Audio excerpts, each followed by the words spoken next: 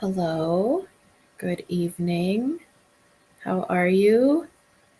Um, Hi, this is my first time using this streaming platform, so I would love if you can hear me, say so in the chat. I have never used this streaming platform before, so I am hoping that it is working.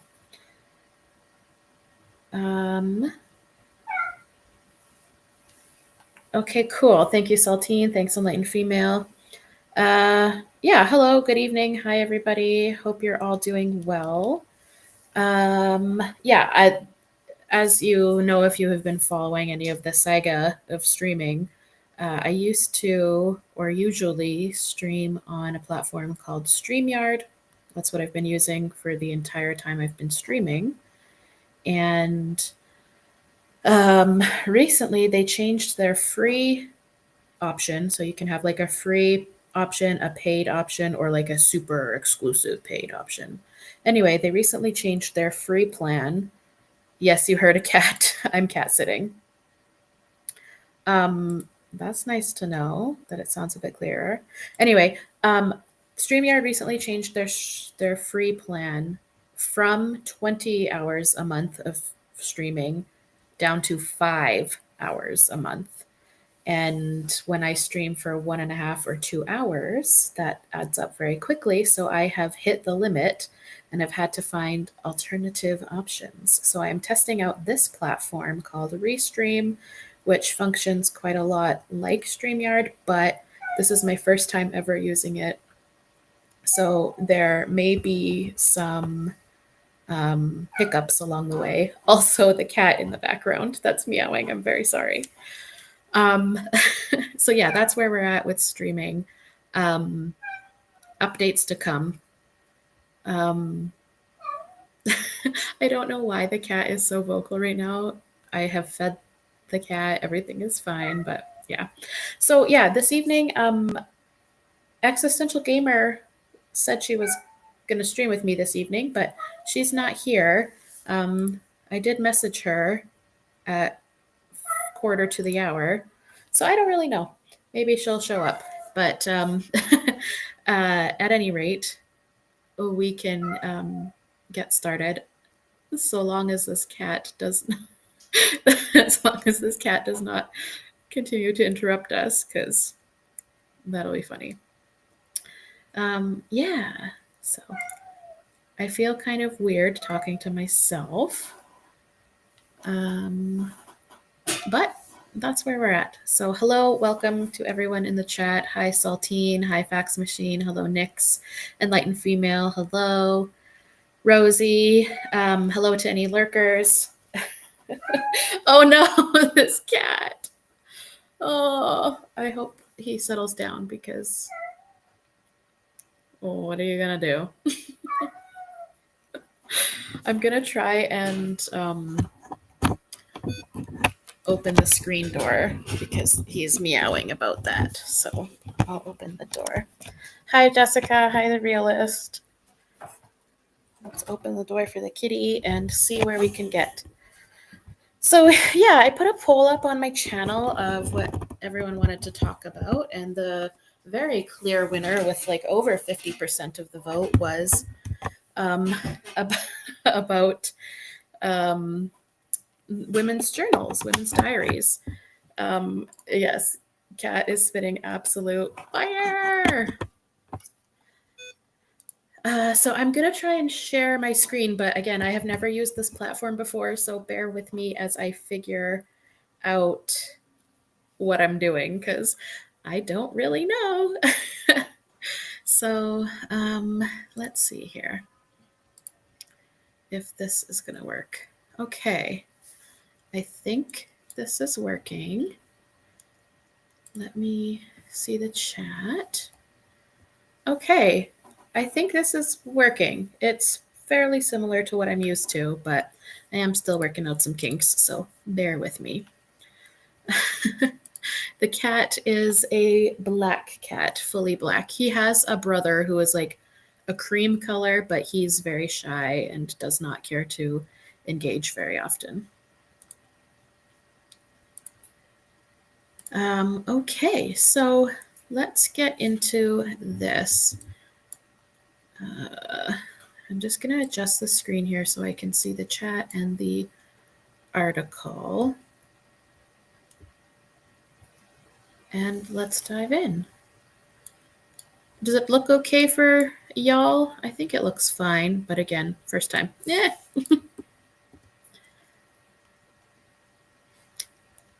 Okay, so what is the dominant emotion in 400 years of women's diaries? So it says a new anthology identifies frustration as a recurring theme in journals written between 1599 and 2015. I feel like that's not unexpected. That's something I have encountered in my feminist journey, is seeing snippets of women's diaries, usually the wives of men whose works are celebrated, and she is just kind of in the background. Yes, thanks, The Realist. I do see that, but we'll figure it out. We'll figure it out. Okay. Okay, so yeah, this article, it's from a year ago, but that's fine. So, hi, let's remember. Let's get started here. So in 1940, in a suburban house in the shipbuilding English town of Barrow-in-Furness, Nella Last angrily reflected on the changes wrought by World War II. I always used to worry and flutter round when I saw my husband was working up for a mood, but now I just say calmly, "Really, dear, you should try and act as if you were a grown man and not a child of 10, and if you want to be awkward, I shall go out alone." When Last's husband wistfully told her that she was not so sweet these days, she replied, "Well, who wants a woman of 50 to be sweet anyway? And besides, I suit me a lot better." Last would, 3 years later, write of how a growing contempt for man in general creeps over me. How relatable. How relatable. The first battles she fought were tiny ones, not having tea always ready when her husband came in, suggesting he take his lunch out on Thursdays when she worked in a wartime canteen. Like, what a crime, right? But it's 1940. Ugh, gross. Gross. But these are the fields on which the grassroots of feminism were fought. Proof that man children always existed. Yeah, exactly. So these are the fields on which grassroots feminism were fought. Rejecting the rules by which she had lived for the first half-century of her life, Last recorded her progress in a diary published in 1981 as Nella Last's War, that she wrote for the Mass Observation Social Research Project. The diary's enduring popularity shows that Last, the subject of the 2005 TV movie Housewife 49, was not alone in either her resolution or her anger. As an author and longtime student of women's history, I spent many months reading through hundreds of women's diaries, collecting extracts for a new anthology. Pleasure was a recurring theme represented by Fanny Longfellow's quiet delight in her first baby with poet Henry Wadsworth Longfellow, May Sarton's gratitude for the scent and color of spring flowers in a cold New England February, Virginia Woolf's zest for her first car, and Alice Walker's relish for the color of her lover's skin against cobalt blue bedsheets. Ooh, spicy. Hello, Salad Caesar. But across 400 years of diarists, perhaps the most dominant emotions were frustration and the resolution born of silent fury. In 1617, Lady Anne Clifford swore that however much pressure her husband put on her, she would never give up her lands in Westmoreland, her family inheritance. Good for her. 1617. If you are male attracted and male partnered or going to be male partnered, Have your own money. Always have your own money. Oh my God, have your own money. 200 years later, in 1818, Ellen Wheaton found herself turned out into the street by her husband and denied access to their child. I broke out into complaints. This was only my fault, she wrote. In 1923, Ada Blackjack, sole survivor of a doomed 1921 expedition to Wrangel Island, northwest of the Bering Strait, recorded coolly how a male expedition member held over her the threat of her child back home being taken out of her custody, and the relief, as well as the huge challenges of life alone in the Arctic after his death. Yeah, 1617. There's a really famous letter. I cannot remember who it was by, but it was from around that time frame. And it's a noblewoman writing to her husband about all of her requests and, frankly, demands that she receive in their marriage. And it is so amazing. She's a total boss. She's requiring X amounts of money quarterly to be paid, she says. And it was in around the 1600s, but in today's money, it's something like $2.4 million per quarter. And she's asking for carriages lined in silver and velvet, and horses for her ladies' maids, and horses for herself, and maids for her ladies' maids. And like, she is just making a list of demands. And I'm like, this woman is a badass. I'll link it in the description after this is over when I find it. It's really good. Okay. Sometimes the diarist's anger and frustration were expressed indirectly, cloaked under a veil of resignation and wry humor. Beatrix Potter wrote a secret coded diary during her long years as a Victorian lady at home. She was in her 30s when she began publishing the tales that would make her famous, and she began to find her way in the world. She no longer felt the need to keep a journal. Potter's diary described all the ways in which she failed to conform to Victorian ideals of femininity, as well as her difficulties in getting her now noted mycological studies taken seriously by the director of the Royal Botanic Gardens, Kew. It is odious to a shy person to be snubbed as conceited, especially when the shy person happens to be right, she wrote in 1897. Uh, very good. But who um, among us hasn't, a socially anxious person or whatever hasn't been called uppity, and really they're just anxious? Relatable. So that's Beatrix Potter with her father and her brother.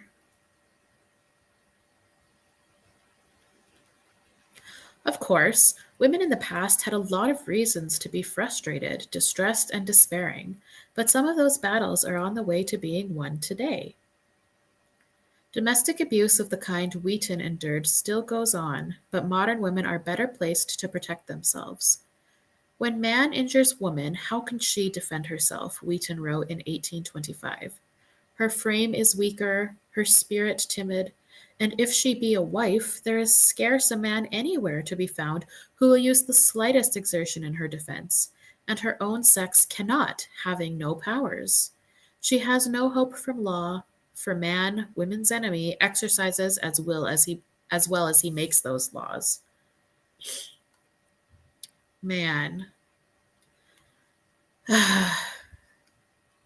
um She has no hope from law, for man, women's enemy, exercises as well as makes those laws. Yes, Beatrix Potter was the author of those cottagecore animal kids books. Yes, extremely cottagecore. Mm-hmm. I can't remember what they were called, but they were all about little rabbits and turtles and stuff. I don't know if they had like a the Tale of Peter Rabbit et al. Basically. Okay. Nelly Tashkina, a Russian teenager who in 1918 reflected on the terrifying possibility that she might never marry, might frame her fears differently today. And if she were alive now, Florence Nightingale would surely not have to wait so long before overcoming her family's opposition to her becoming a nurse. Oh, for some great thing to sweep this loathsome life into the past, she wrote at age 25. And in her 30th year, shortly before she began her medical training, my present life is suicide. At all, yes. Um, a tidbit about Florence Nightingale: we can't ever be certain about women of the past 100%, but it's, almost certain that she was a lesbian. She only had relationships with women. She rebuffed all men. She denied many proposals. She never married. And she wrote in these diaries that are mentioned here about her passion and love for a woman that was in her life. So, tidbit. And also, if you don't know, Florence Nightingale is the mother of modern nursing. Um, she basically invented the role of nursing. Charlotte Fortin Grimke. The battles fought in these women's diaries were worth fighting, as evidenced by the number of diarists who spoke up against racism and slavery. I wonder that every colored person is not a misanthrope. Surely we have everything to make us hate mankind, wrote educator and activist Charlotte Fortin Grimke in 1855. Oh, it is hard to go through life meeting contempt with contempt, hatred with hatred, fearing, with too good reason, to love and trust hardly anyone whose skin is white, however lovable, attractive, and congenial in seeming. These women's problems weren't limited to their status in a male dominated society. The grief of an infant's death, for instance, is just as painful today as it was when, in 1848, Longfellow described every day of that terrible process. Sinking, sinking away from us, felt a terrible desire to seize her in my arms and warm her to life again at my breast. Oh, for one look of love, one word or smile. Thankfully, mothers are statistically less likely to confront this tragedy today. Existential Gamer just messaged me. She said she lost track of time. Maybe we'll see her shortly. Aw. By the same token, I remember first reading novelist Fanny Burney's extended description of undergoing a mastectomy without anesthetic in 1812 and wondering whether I could get out of the library without throwing up on the floor.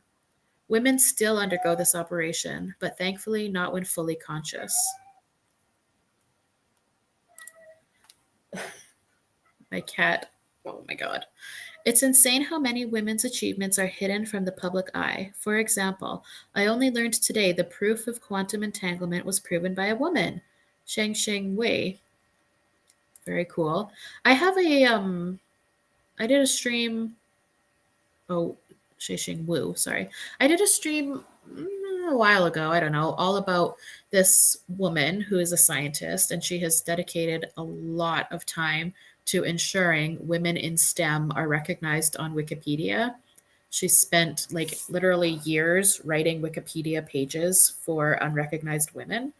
Um, and that was pretty impressive to me. Hi, Jeep Wrangler. Hi, Alpha. Hello, hello.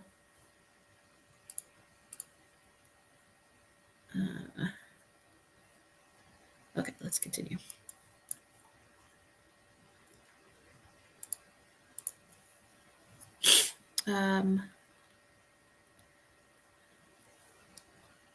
The great battles are never wholly won, but perhaps the issues where we and our foremothers meet most directly are the personal, internal ones, the battles women fight in their own heads, with their friends, or in their diaries. In the early 20th century, Sophia Tolstoy, wife of the author of War and Peace, debated whether she should stay in what had become an abusive relationship. I'm pretty sure when I mentioned earlier that I had seen snippets of a woman's journal about her husband who had written some great work. I'm pretty sure it was Sophia Tolstoy. Anyway, in 1884, sociologist Beatrice Webb wrote on whether she should marry the rising politician Joseph Chamberlain. I don't know how it will all end. Certainly not in my happiness. If I married him, I should become a cynic as regards to my own mental life. I should become par excellence the mother and the woman of the world, intent only on fulfilling practical duties and gaining practical ends. Webb eventually married another man, the socialist Sidney Webb. But the fact that the world knows her by his surname, she was born Beatrice Potter, is exactly the kind of issue she discusses in her diaries.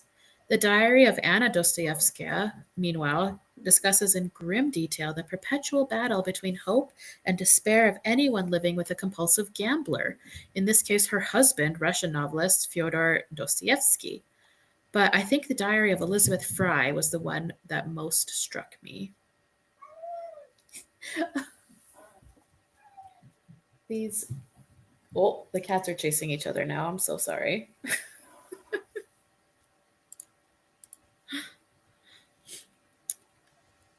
Famous is a famous as a prison reformer and Quaker at the turn of the 19th century, Fry is another who, like Nightingale, has been presented as the epitome of womanly virtues, but her diaries, like Nightingale's, tell a more nuanced story. If I have any active duties to perform in the church, if I really follow, as far as I am able, the voice of truth in my heart, are they not rather incompatible with the duties of a wife and a mother? She wrote as a young woman in 1799. 1799. Fry was effectively debating the difficulties of combining career and family. Marrying not long afterward, she eventually became the mother of 11 children. She frankly recorded her difficulty after a hard labor in bonding with a newborn baby.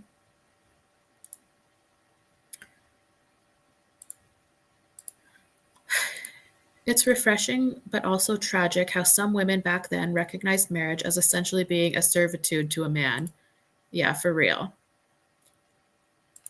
Oh, Existential Gamer is here. Hello, Existential Gamer. Hi, I'm so sorry. Don't worry at I all. lost Real life happens. total track of time. I looked at my clock and I'm like, oh, it's 8:17. That's okay. I'm usually a lot Hello. more reliable than this. I apologize. Oh, don't worry at all. Real life happens, and it's Friday, and that is fine.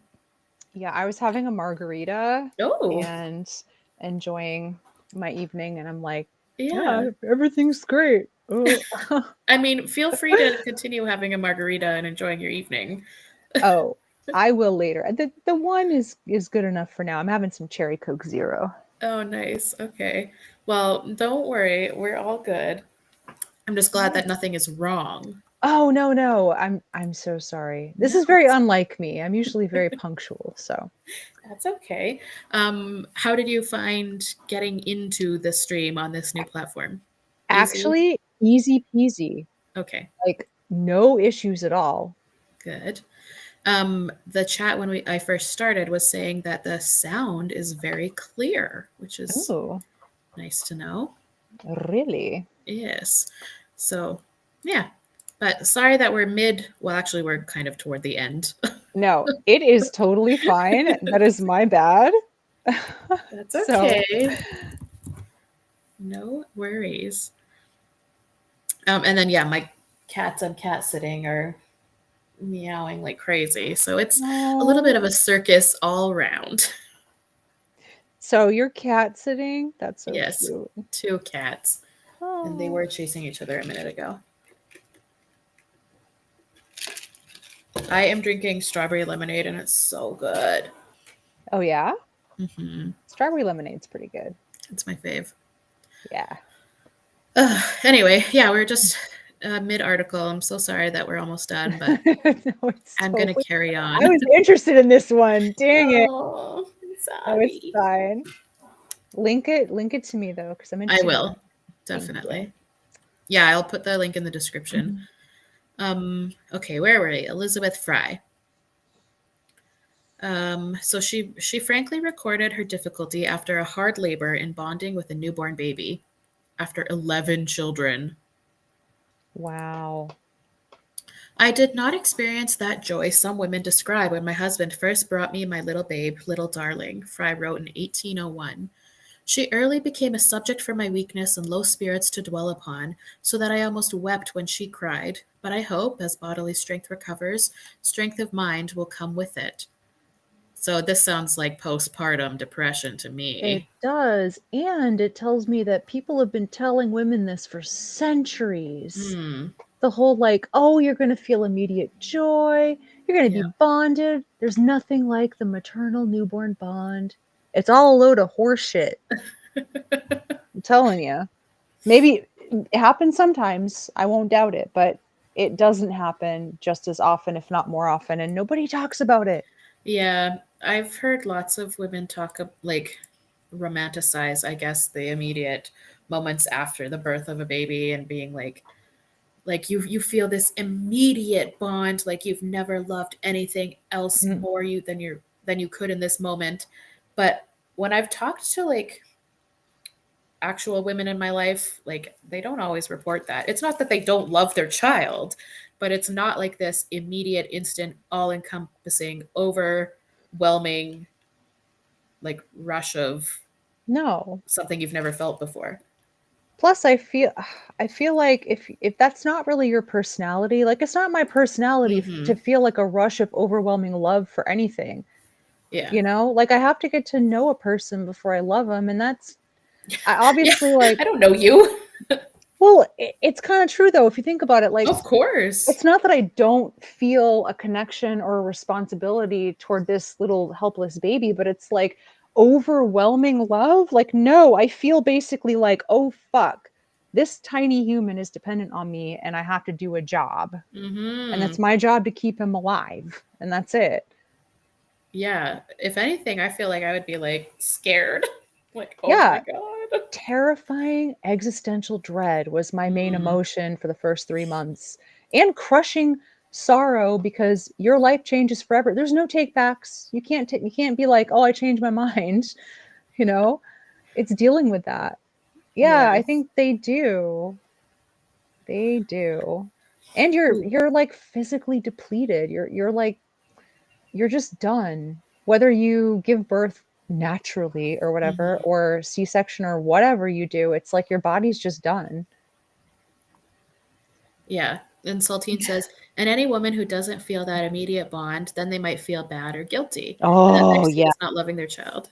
Yeah, that was the other part of what made the depression even worse is because you feel really bad and like you're a bad person. Yeah. And nobody really counteracts that because everybody's in your family is like, "Oh, isn't it just so wonderful? Oh, being a mom is just so amazing. He's beautiful." And Yeah. it's like, "Help me. I am drowning. Please help me." And I can't imagine having 11. Yeah.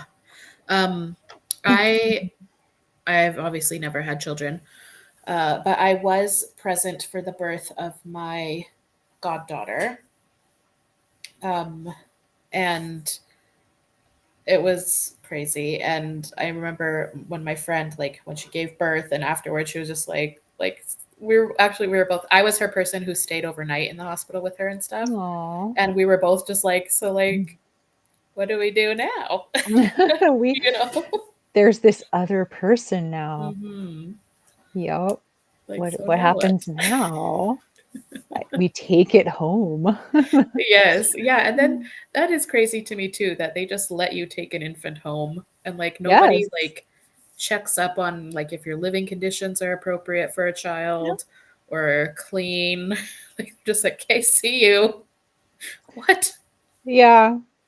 Yeah. They don't check. Yeah. That's crazy. Ooh, it's difficult for women because it's like we are expected to be perfect and loving all the time. So much pressure. Yeah, and I feel like maybe it's getting a little bit better in this day and age with awareness about PPD, postpartum depression, but like it is Mm. true that if a woman or a new mother expresses any sort of difficulty or stress or depression or anger or whatever, Right. it's never, or it doesn't seem to be taken that seriously, or that it's like, oh, she'll get over it, or you just Yeah, need to that's bond. basically it's like, "Oh, it's just baby blues. You'll get over it." Yeah. Mm, And sometimes you will, but also sometimes. sometimes you drown your 5 kids in a bathtub. Like, Yeah. Right. so women should be a little bit, or women should be taken a lot more serious when they express those kinds of feelings. Yes.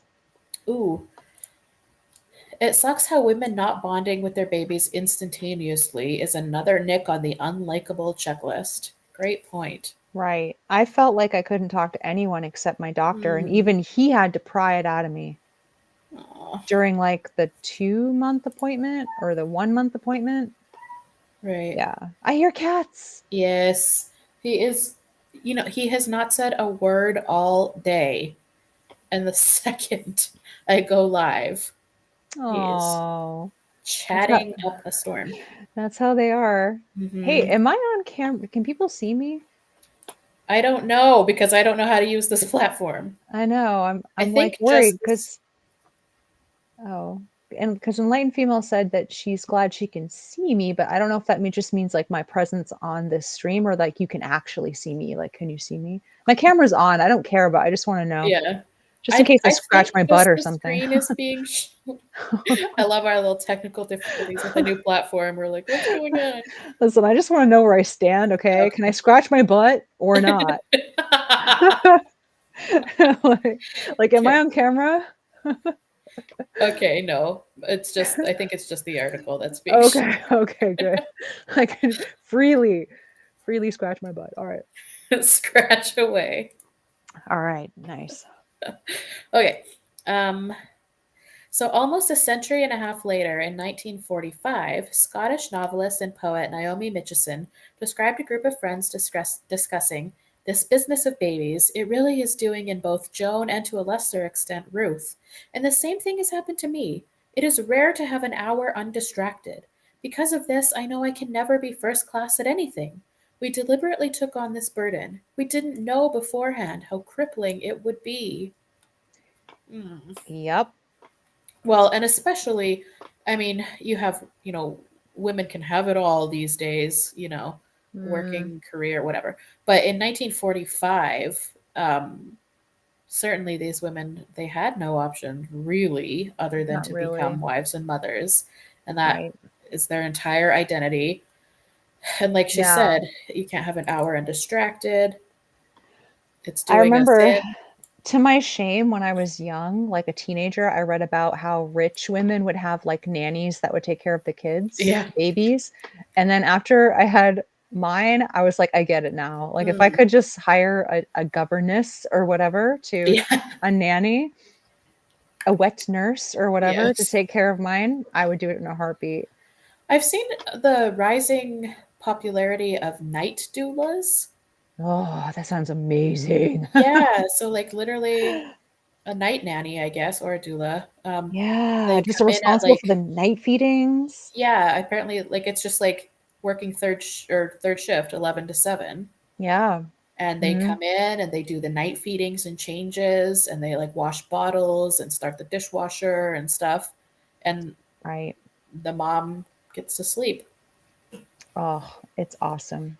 That's pretty cool. Hi, Tori.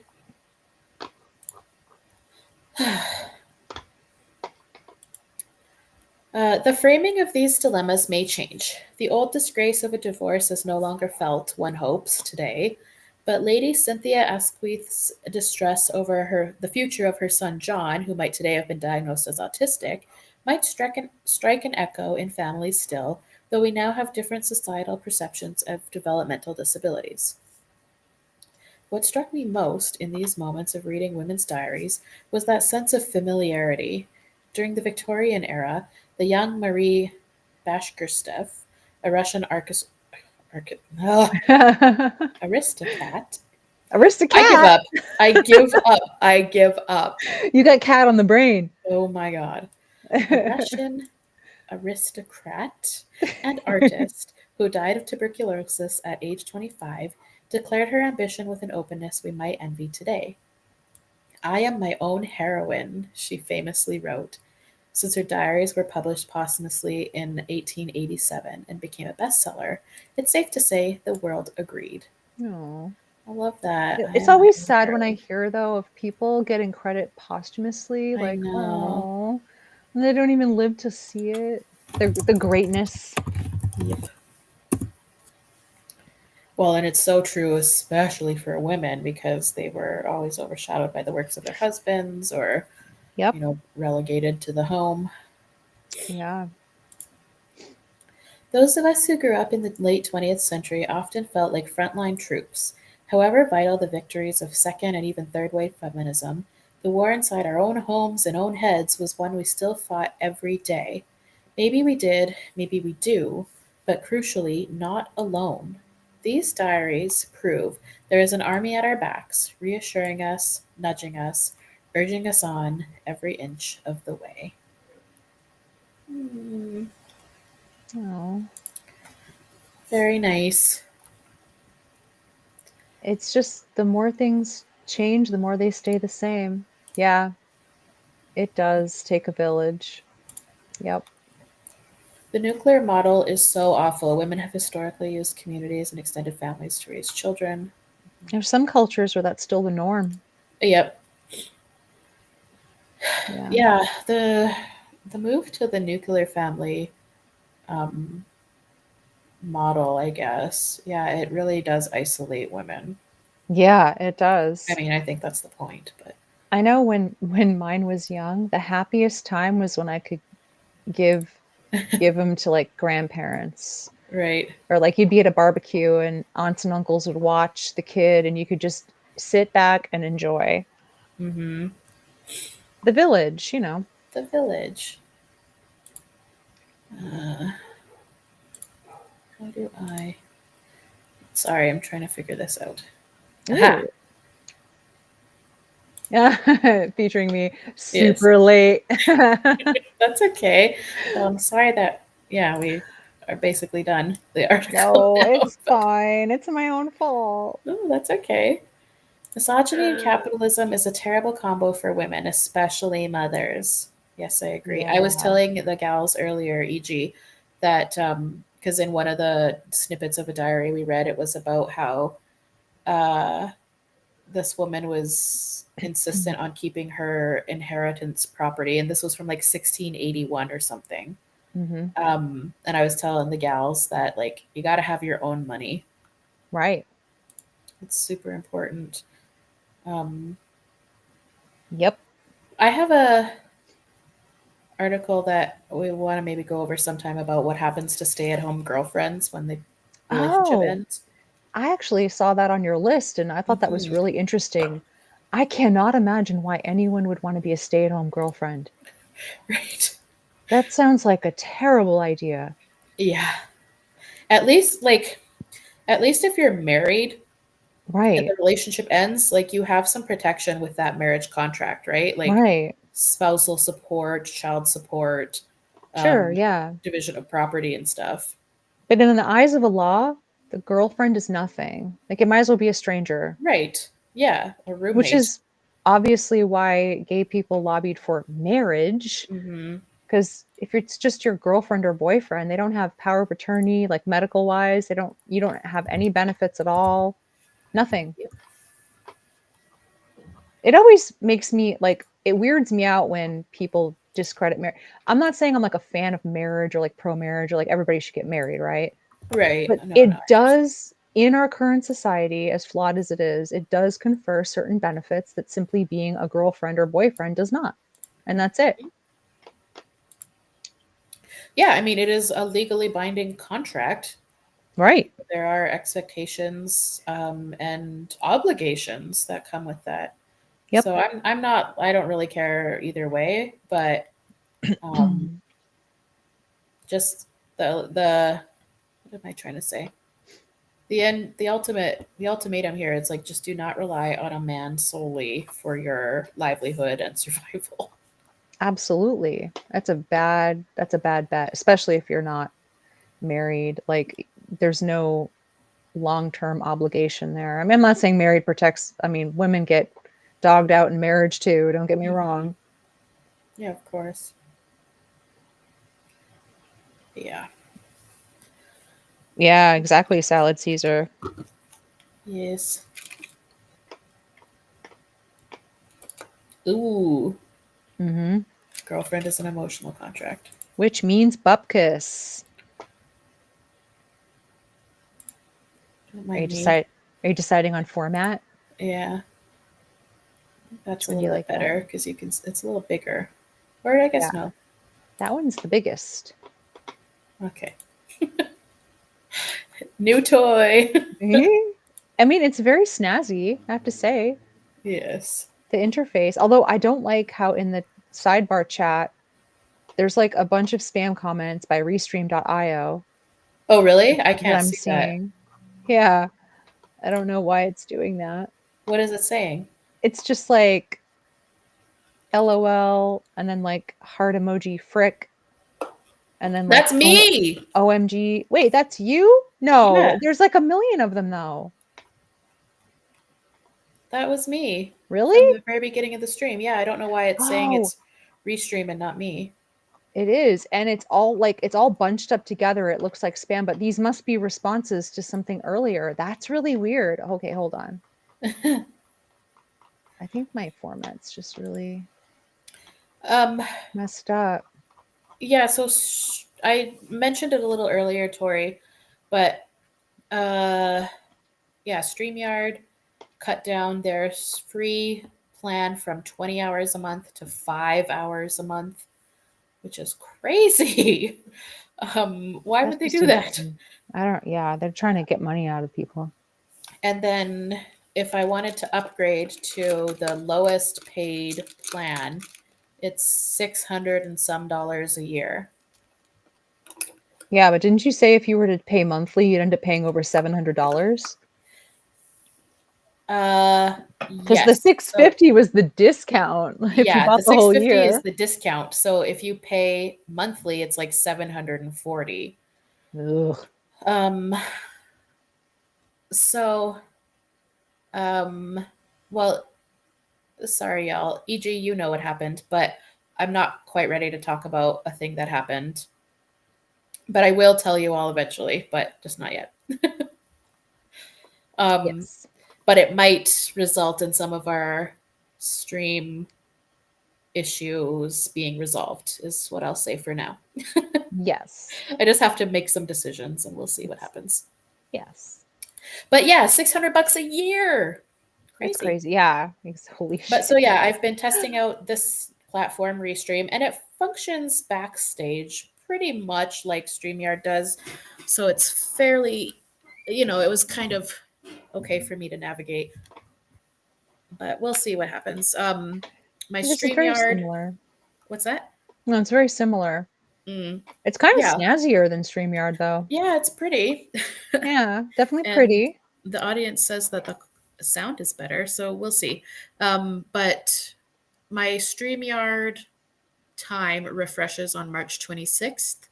Hmm. So in the interim, we will be using this one and getting used to it, and we'll see what happens. But we might Mm. have an answer that I will talk about when I have decided for sure if we have an answer.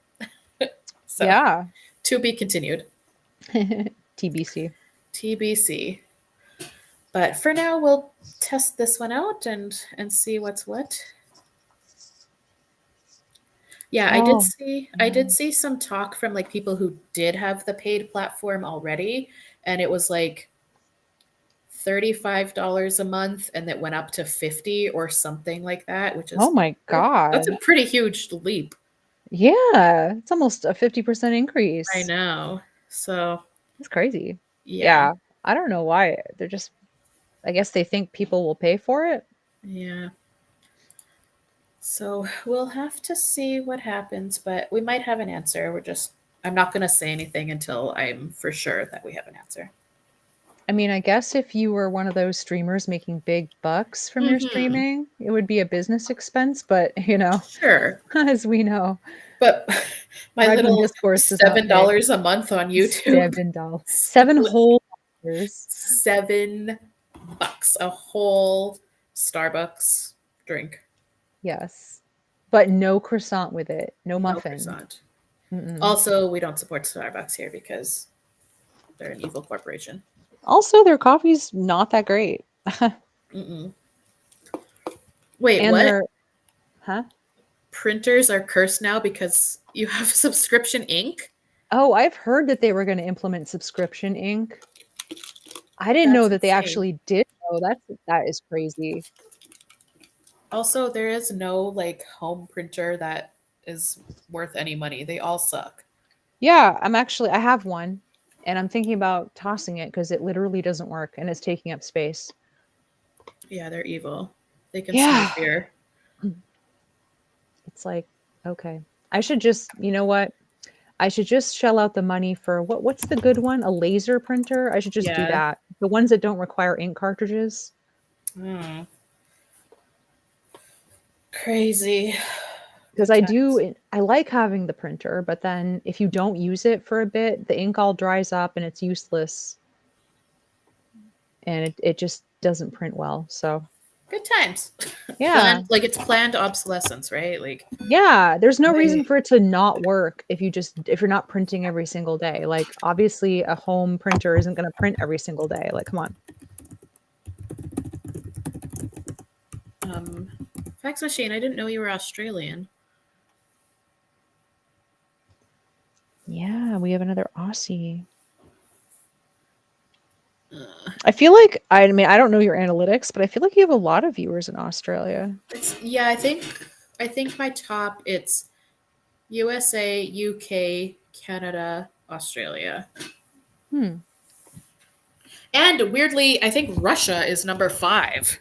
Really? Yes. I remember you also saying that there was a fair amount of Indian viewers Oh too. yeah, India is in the top 10. That is interesting to me. I am actually loving the fantasy, perhaps, that maybe it's like a bunch of Indian women just sick of the shit and they find your channel and they're like, she speaks so much sense. Very cool. I know. Another koala bear. I have a lot of Australian friends, so that is just fine by me. Oh yeah. Oh, speaking of Australia, fax machine, where ish in Australia do you live? Because sidebar, Formula One comes back tonight. Oh, that's right. You guys were geeking out about that. And Yes, my beloved Formula One is back. It's the first race week of the year after a long winter break, and they're in Australia. They're in Melbourne. oh my God, that's awesome. Are you having to get up super early? Tonight it's late actually. Oh, okay. Qualification is at 11 p.m. Oh my God, are you staying up for that? Ugh, I'm gonna try. I'm an old lady. I Um, know, right? I Uh, much Me prefer too. I much prefer a 5 or 6 a.m. race than an 11 or midnight race.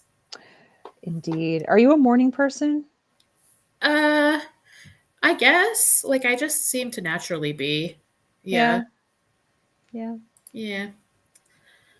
Yeah. So yeah, that is the most exciting thing happening in my life right now. It's finally back and I'm so excited. And there's 6 rookies this season. So Ooh, I don't know anything about Formula One. that's okay. We were like, There's 20 yeah. drivers. There's 20 drivers and 6 of them are rookies. So Is your Nigel participating? yes, my Nigel is the reigning world champion. Okay. So hopefully he can make it 5 in a row this year, Nice. which has only been done once before by Michael Schumacher. Schumacher. Hmm. Anyway, so that's Yeah. what's exciting in my life right now. Formula One. Ooh. Wow. Yeah. I've been quite distracted. in my life because we're on the market to look for a home. Oh, really? Yeah. Not Oh, quite yet. congrats. Got to save up a little bit more money, but my Making so moves. yeah, so we rent a condo from my mom, but she wants to sell it and move down to Florida eventually. Oh, So then we're like, okay, well, this is a good time to get a little something of our own. oh, Yeah. very good. Yeah. That's awesome. Congrats. So yeah, I've been very distracted lately, contacting like financing companies and Yeah. looking at listings and putting away money and all that stuff. So, yep. Mhm. Ooh, good question from Summer Sun. Any women in F1? I think you mentioned there might be a woman in the mix. Mm, So, ugh, there yeah. are no there are no female F1 drivers at present. There have been in the past, and there certainly could be in the future, but you know how it is when it's a boys' club. But there are women who do work in F1. For example, this year, brand new, the first ever race engineer that's a woman, um, which is a big deal. A race engineer is the only person who can communicate with a driver during racing sessions and provides them all intel about what's going on the track, what position other cars are in, whether they should do X maneuver here or Y move there or whatever. So the relationship between a driver and their engineer has to be like extremely close and trusting. And yeah, this year Esteban Alcon's he's the first driver ever to have a female engineer, so that's really exciting. And there Mm. are women who work in F1. Lewis Hamilton, who is, aside from Michael Schumacher, he's the most successful driver of all time. His um, right hand person is a woman. She's his physiotherapist, but also like it's hard to, unless you know F1, it's really hard to understand. But like each driver has what they just colloquially call a trainer, but it's so much more than like a personal trainer. They're like their Mm. personal assistant, their right hand person, their mental health support, their everything. And Lewis Hamilton's is Whoa. a woman named Angela. I Um, hope they get paid really well for that job. yeah, they definitely do. Um, I can see these boys being very high maintenance people. sometimes. Okay. Especially with like the mental health stuff and making sure that they keep their physical condition, Yeah. you Yeah, the know. trainers are responsible for like literally planning meals, planning exercising, planning sleep. Like they are responsible for the entire life of their driver. Yeah. Um, and then um, Susie Wolf is looking to become the president of the FIA, which is the governing body of motorsport. Ooh, Um, very prestigious. yes, and it would be amazing, but her husband is the team boss of an F1 team. And I feel like that's a big conflict of interest if she were to become the president. That is true. Wonder how they're gonna navigate that. Yeah. But she is a badass in her own right. So, yeah, That engineer job sounds like pretty badass too. it really is. I think I'd rather be that than be on the road. It's less dangerous. Oh, the engineers travel. Oh, you mean on the actual driving? Yeah, yeah. Yes. No, the engineers are, yeah, their relationship with the driver is extremely crucial. They have to trust each other because when you're driving, you can't necessarily tell who's behind you, who's ahead of you, and so that you're relying on someone else to tell you when Mm. it's safe to do this, when it's safe to not. It's really important. My Nigel, Max Verstappen, has said if his engineer retires, he's retiring too. He will not race without Oh, him. wow. So it's that close of like a symbiotic relationship. Yes. Yeah, it's very, very, yeah, very much so. But You know, it's so silly. It reminds me of like the old like knights and squires type thing. mm-hmm, You mm-hmm. know, like like a fire forged, unbreakable bond. Exactly. That's what it is. That's literally, yes, that's how it is. Yeah, pretty But cool. I want to mention Tori said, I need a women's league. Can you imagine? There is one. Ooh. It's called F1 Academy, and there are female drivers in that league, obviously, because it's a women's league. And I think later this year, they are getting their own Netflix series like Formula One did. Formula One got Drive to Survive, and that caused the sport to explode because it used to be like a really niche, like nobody watched Formula One, especially if you weren't in Europe. Um, but anyway, so F1 Academy is getting their own Netflix series that will highlight the female side of the sport, and I'm very excited for that. And Expired Milk, I am going to ban you from this chat immediately. Lando Norris is my number one enemy in Formula One.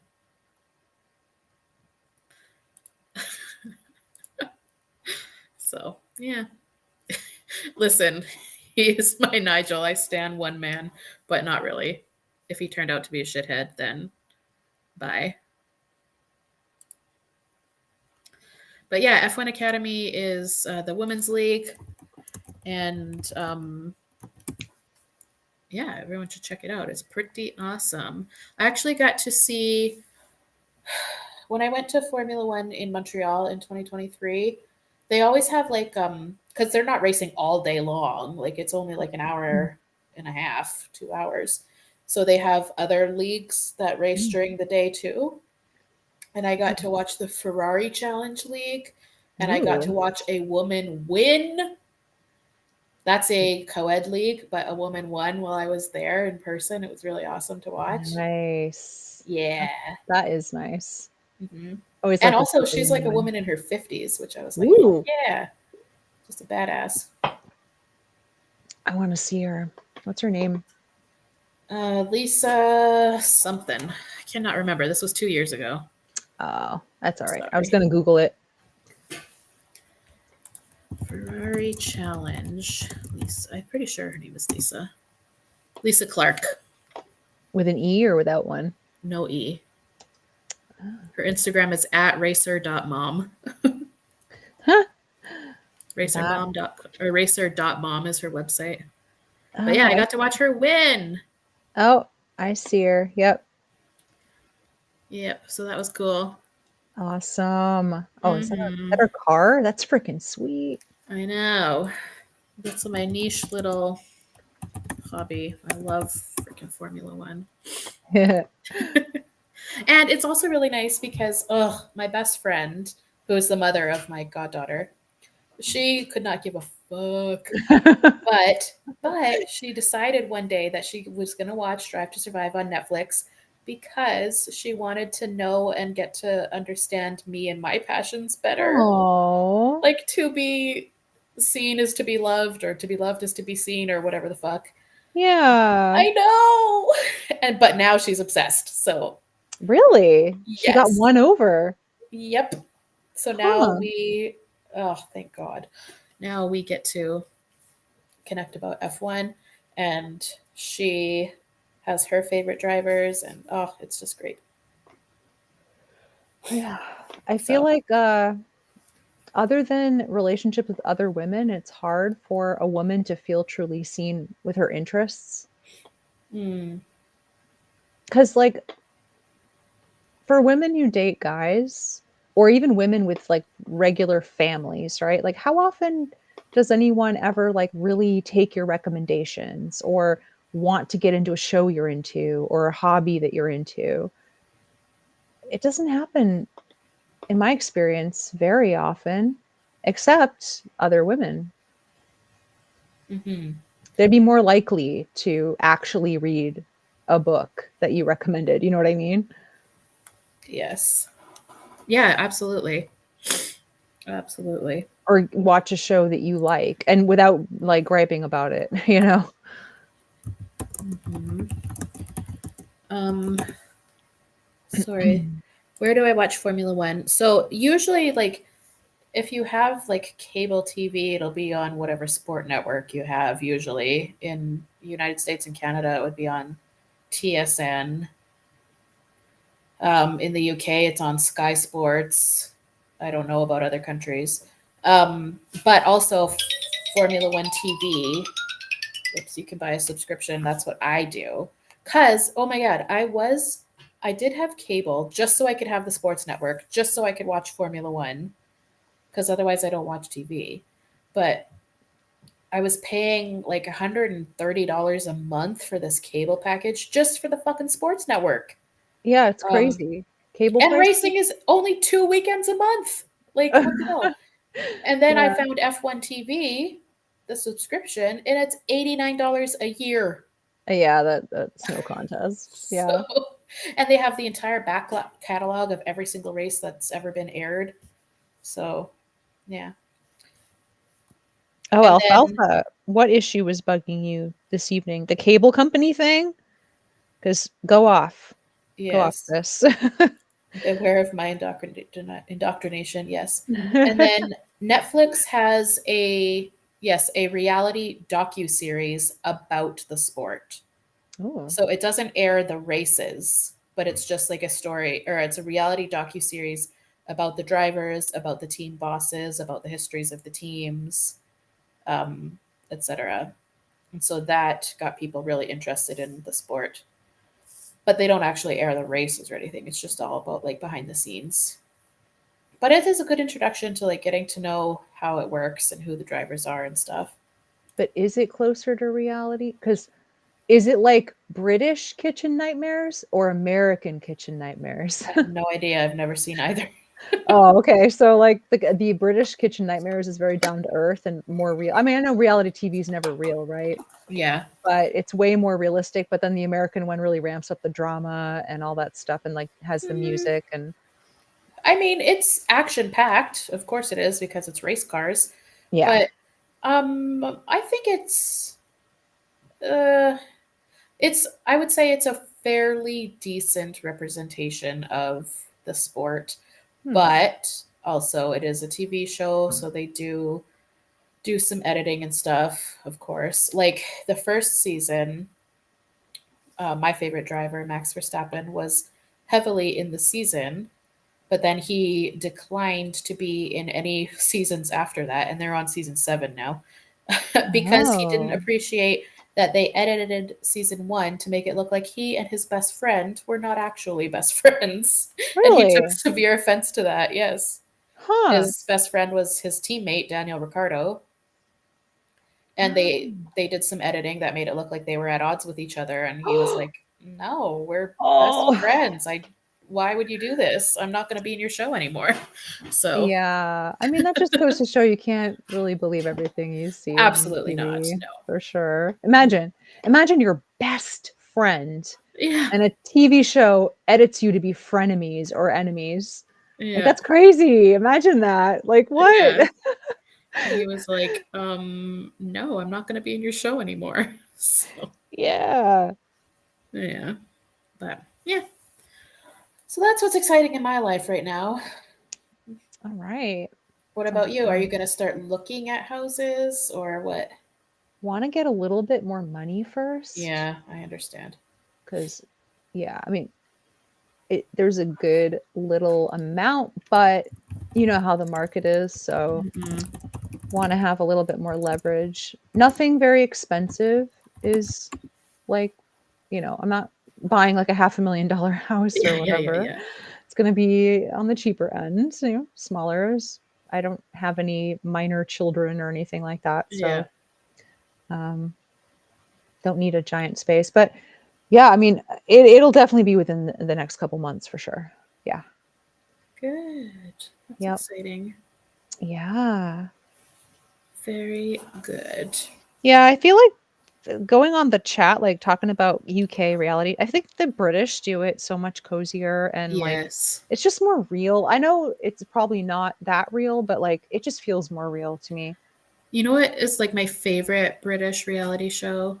And this is going Hmm. to sound dark, but it's called Ambulance, and it's Oh, about a day in the life of ambulance crews.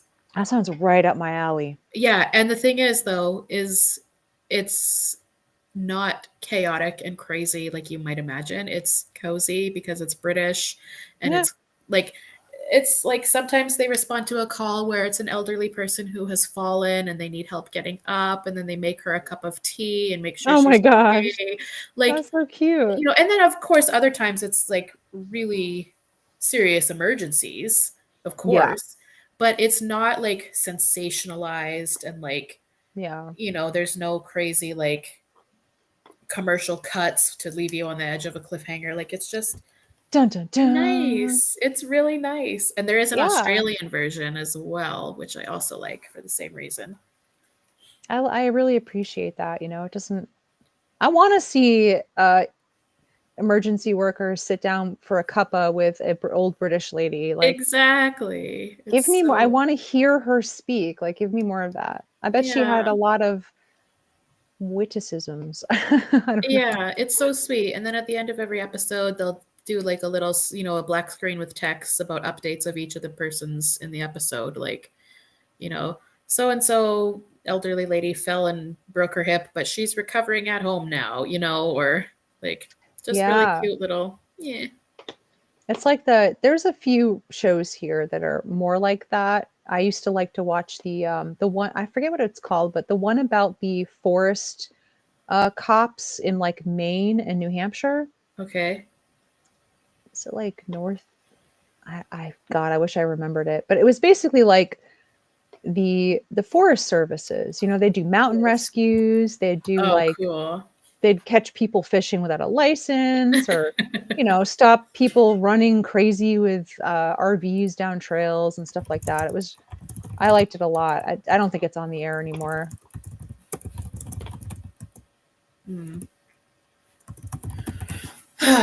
Good times. Yeah, I'm not really into like all of the like Love Island, Too Hot to Handle, like all of those. Like I've never seen those shows. So, I just like, neither have I, but you know what I like doing on YouTube? I like oh god. watching women's analysis of these shows. Ooh. Like, I will, if you have an hour-long video breaking down Love is Blind and like your analysis of it, I will watch it. You know what? I do like Love is Blind though. Yeah. However, I only really liked the first two seasons of the American version, and after that it became trash. Yeah. Um, the Swedish version was ultimate perfection. It was Really? so wonderful. So wonderful. Um, Hmm. Mexico, Argentina, they were awful. Uh, Yeah. Oh no. Brazil was terrible. Wasn't the recent one like a Midwest, like a Yeah, it was in Detroit. Minnesota? Oh, Detroit. Yeah. Yeah. And then Germany was so bad. It was so, so bad. Oh, So I why? don't Why recommend. I though? recommend US season one for sure, Sweden season one for sure, and then US season two. What makes the other one so bad? I don't know. Look, I guess the American ones, like season three onward, it was like such a big phenomena that like the first two seasons, it was genuinely mature adults who were Mm. ready to find somebody to marry and start Ah, life. yeah, It was like genuine. But then they right. became such a huge phenomena that it was like now influencers looking for Instagram followers, Right, right. and it was like just trash. Yep. Yeah, Um, one of the analysis videos I saw recently about the current season, one of her comments was like, "It's very clear that none of these guys are serious at all. yep, Like they're all just like fuckboys yep, and they try to lie and like deceive, but yep. it's obvious that they're just totally not serious at all. Yeah. Like, And like bro, why are you here?" season one and two couples, they've been together, married for 5 years at this point. Some of them have children. Like they were genuine in it for the right Wow. reasons. And now it's just all trash. And then the Mhm. reason the German one sucked so bad is like basically there's three stages of the show. So the first stage is you're in these pods, you cannot see each other, you can only hear each other. And then once you find somebody you're agreeing to marry, you move in together. And Mm. then after a few weeks, like literally a few weeks, you get married is the third Wow. stage. Um, and in the German season, like three of the couples broke up in the living together stage, and one couple broke up at the altar, and no one got married. Whoa. Yeah. Yeah. That's So, crazy. but season one is very sweet and wholesome. And Sweden season one is, I think, my benchmark most perfection. I'll have to see if I can find that somewhere. Yeah. I gotta see what all the hype is about anyway. Yeah. Yeah. So, Yeah. but yeah, I like British cozy shows, not Yeah. trash reality shows. You know what's actually a good reality show on Netflix that it's like neither trashy nor cozy, but I find it quite enjoyable is The Circle. Have you heard of that one? No. It's like all the contestants live in their own apartments in one building and they can only communicate with each other via the show's like inborn social media platform. Huh. So by like live chats, they cannot see each other. They can use their own photos or they can catfish and be somebody else. Oh. And it's like they have to rate who's most popular that week. And they never see each other. They never know if who they're talking to is actually who they're talking to. It's not trashy and it's not wholesome. It's just somewhere in the middle, but I find it quite enjoyable. It's kind of interesting concept. Yeah, it sounds like an interesting social experiment type of Yes, thing. exactly. Yeah. Like Hmm. how good are you at faking if you're doing the catfish route, right? Or if Yeah. you're being totally real, like how likable are you if nobody can see you or hear you? Yeah. Yeah, that's just exactly it. And so all Yeah. you have is these chats with people. And they have like little contests and stuff throughout. But yeah, one time a contestant she catfished as Lance Bass from NSYNC. What? Like, why would anyone believe that? Did nobody realize that was a picture of Lance Bass? Oh, they all did, and they were like, Lance Bass is here. Oh, please. Really? Yes, for real. Im- Imagine like all the ladies that, although he's gay, so Yeah. he's very gay, but like imagine if these they didn't know and they're like, "Oh, who's that? Oh, he's a celebrity. Oh, like you really think Lance Bass is here? Come on." Yeah, it's very silly. Who are you really? It is Exactly. wild that it was a woman though. That's fun. Hmm. People do often catfish as the opposite sex. Yeah. Oh yeah, I mean the internet's full of men pretending to be women Oh, as we yeah. know. And not just like the gender thing, but like just regular dudes pretending to be women. They get off on Huh? it. Ugh. Yep. Oy. Yeah. I can It's always tell though. You can always tell. hmm. They always let it slip because they're a little too excited to reveal all their like proclivities when they're pretending to be women, Yeah. saying things that women wouldn't say. If you've ever been to Yes. that like men writing women like Hmm. subreddit or blog or whatever, they sound very much like that. Like, I'm a woman and I love my breasts. Um, there's a really common catfish theme in lesbian Instagram where Ooh. for some reason I don't know why this is, but men, scammers, will pretend to be women in the American military. Oh, you mentioned that before. It's really common. I have gotten so many like friend requests from like yeah, a woman who her bio is like American flag emoji, Ha. US Army, like Hmm. whatever. And then she's got like 4 followers because it's like a brand new scam account. And Yeah. it's very common. I don't know why US military fake lesbians is the way to go on Instagram scamming, Well, but that seems to be the one. if my experience in the army is any indication, the army ladies are very popular.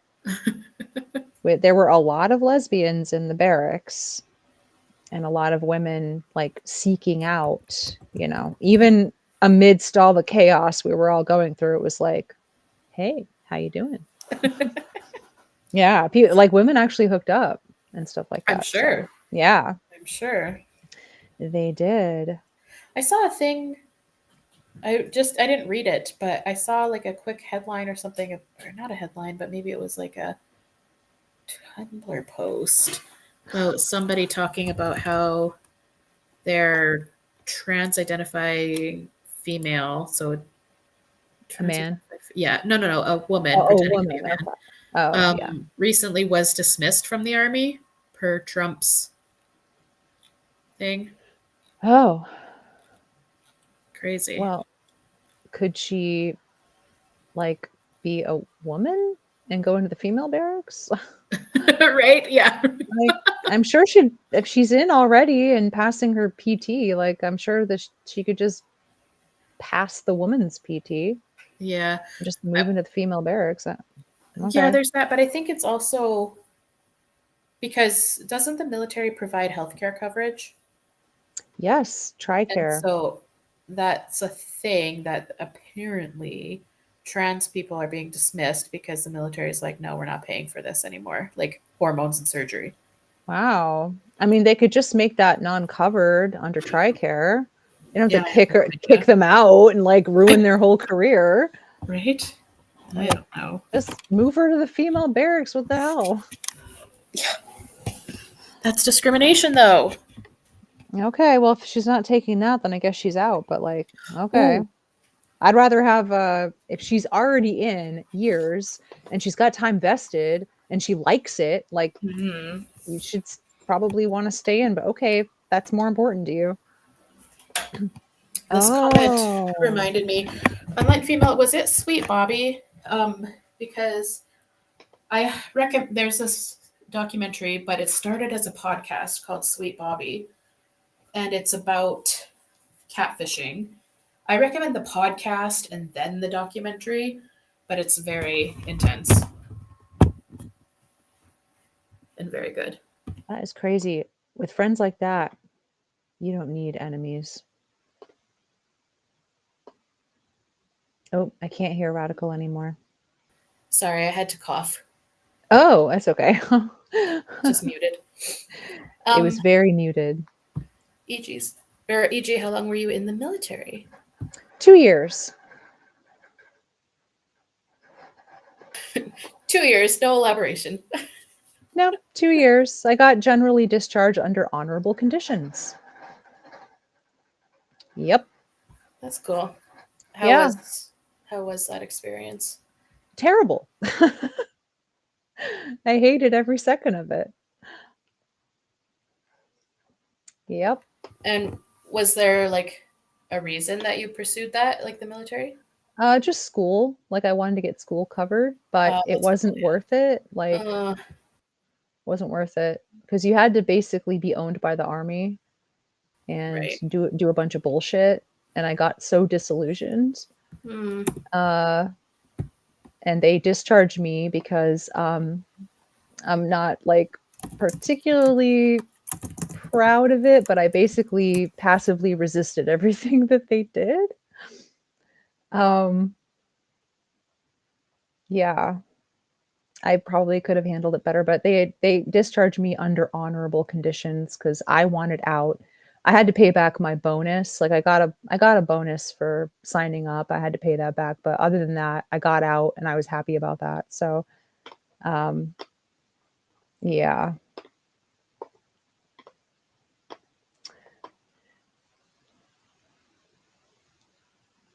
Yep.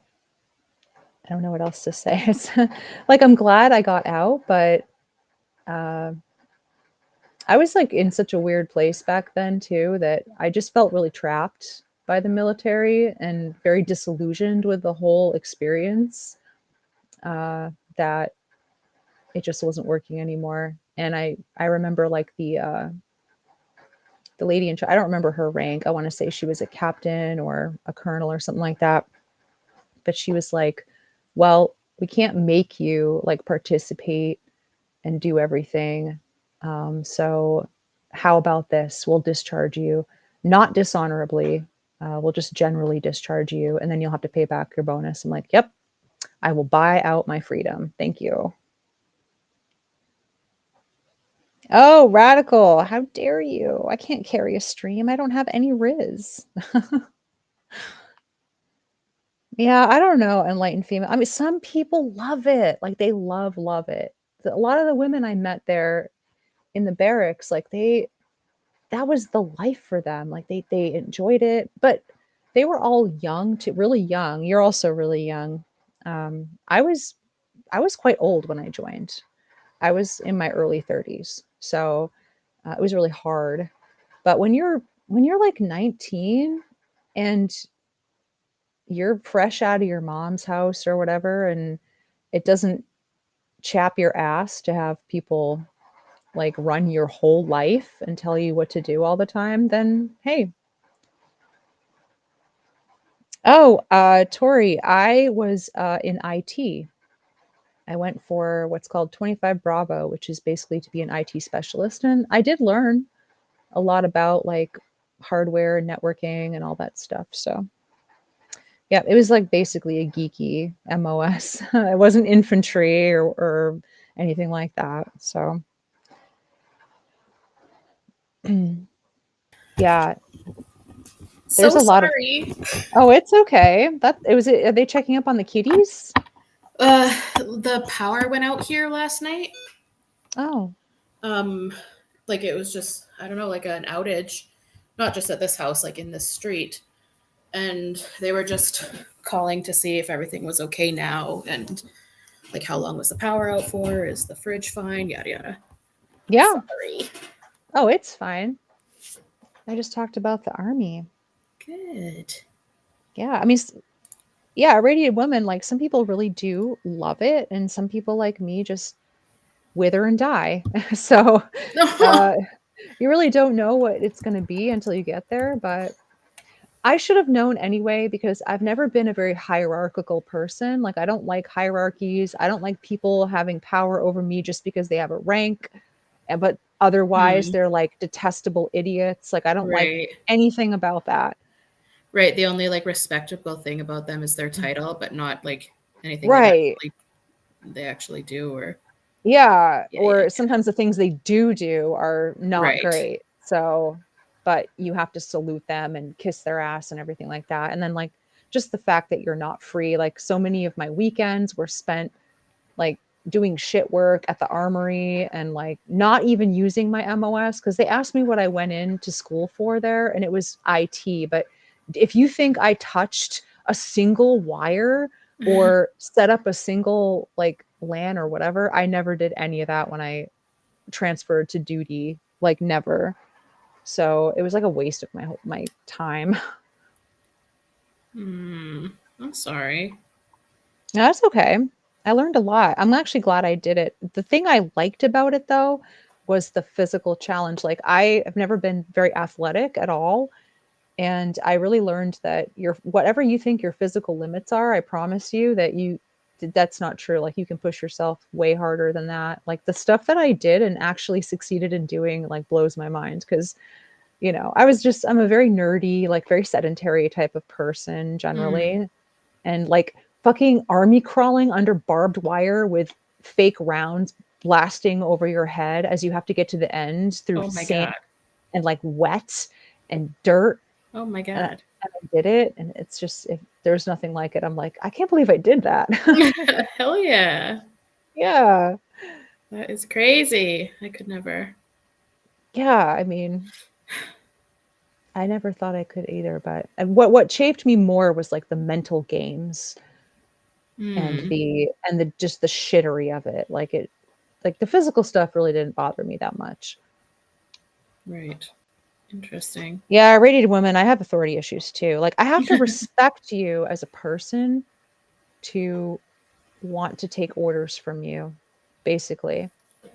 And it's not like I'm not trying to be like all up on my high horse and be like you have to be perfect or whatever, but I just have to respect you as a person. Yeah, of course. Like I work like my job now, like I work under a manager who's super cool and she's like she knows her shit and like she's really cool and so like I'm her right-hand woman basically. And I'm very comfortable there and she can rely on me if she's Hmm. out and like I can rely on her if I need her, but she's busier than me obviously, but so there's like no problem. I don't have any authority chafing in that situation. I'm like, "Yep. Yeah, I'll do whatever you need me to do, you know." Uh but that's because she's not a shitbag, you know? Hmm. She's she's great and she does her job well and she's very like, there's a lot to respect about a person like that, but a lot of the people I had to quote unquote respect in the military had nothing but their rank, and that's not really how I roll. So Yeah. yeah. Well, you went, you conquered, you learned. Yeah. Yeah. Good. It wasn't like, I don't regret it, but I'm not going to Right. tell people, be like, oh yeah, definitely join the army. Like, I don't know. There's caveats. Like, if you're a certain type of person, you probably won't have a good time. Just saying. Also, like, I was liberal back then. Like, I'm like a former lib fem years and years Yep. ago. Like, Yep. just, Yep. Yep. I've always been that way. Like, except for when I was very young and I went through like my libertarian phase or whatever. But yeah, and there was like a lot of chafing, like with values and ideals and Uh-huh. stuff like that. So yeah. Yeah. Yeah, the realist, I agree, because so many women are not encouraged to do much physically, or if they are athletes, they're always told they're not as good as the boys, right? Mm. But it is really empowering. I mean, in the real sense, not the fake sense. So Yes, actually empowering. right, like Empowerment has to come with power, exactly. not Like because I like it. right, or yeah, yeah, because society approves of me when I do it. Yes. Like during it, you think you're literally going to die and that you can't do it, but you have no Mhm. choice. You have to push through, and then you push through and it's over and you're like, "Oh, I did it. I made it to the end and I passed and I didn't like fuck it up." It's amazing. Yes. And you thought like you thought you were at the very end of your fuel tank. Like you had nothing left. You're like, I can't, but then you like steel yourself up and you Mm. gather yourself and you have to push it to the end because really you can't turn back and you can't quit. So like what else are you gonna do? What else you gonna do? But Mm-hmm. buck up. Yep. I used to have a refrigerator magnet back then that said, if you're going through hell, keep going. Yes. Yep. Exactly. Well, and I say I have said before, like self-esteem comes from esteemable acts, not like outward presentation. Agree. So like getting through something tough is Right. going to be is going to do wonders for your self-esteem, or doing something good for another person. You feel good about yourself by doing hard things Yep. and helping others through the hard things they're going through. Yes, I agree. Yes. You also gain self-esteem by sticking to your principles. Yes. So I find a lot of like, and this was me when I was younger too, like a lot of women suffer from people pleasing Mm-hmm. and like growing up and being encouraged to be agreeable and people pleasing and stuff like that. So one thing that really helped me, because I obviously had really low self-esteem while I was in that stage of my life, Mm-hmm. because eventually you feel like you're letting everybody walk all over you, but you don't feel like you can say anything or do anything Right. about it. But then like the more you actually don't people please or say yes too much, like you Yep. start, and then you stick by what you want, like in your heart, like what you really want to do. Yep. You don't compromise yourself. So Yes. that's another thing. And you can't get there without practicing, right? Like you have to Yeah. practice to get good at something. Right. So, You're gonna feel so mean and terrible, yes. like doing what you want to do and like Mhm. doing good acts. Like you're gonna feel awkward and like, am I doing too much? Am I, Mhm. you know? Yep. But yeah, and that applies to yeah, standing up for yourself or standing by your principles Hmm. or living your principles in the face of everyone around you doing something totally different. Right. But you have to do the thing in order to get good at the thing. So you have to practice Yep. it. It's a And skill that you learn to do, not that many people just have innately. absolutely. Mhm. Yep. And you're Yep. gonna feel weird for a while as you practice, but don't Yes. quit. It's gonna be very Great. tempting to go back to the old ways because you're gonna Another sad thing is that you're going to have a lot of disharmony in some of your relationships at first Mm-hmm. because people you're close to might be used to the way you were, Yep. like your family mostly, I would say. Mhm. Yeah, exactly, a radiated woman. It's great, but so you might get pushback and then you're going to feel like a terrible person, but eventually, Yeah, eventually, like, you will learn that, like, you might feel like a terrible person, but eventually you will learn that it feels so much better to stand up for yourself, to know your worth, to absolutely. um, do the right thing, whatever it might be. Yep. Yep. Live your truth, man. 15th Jessica.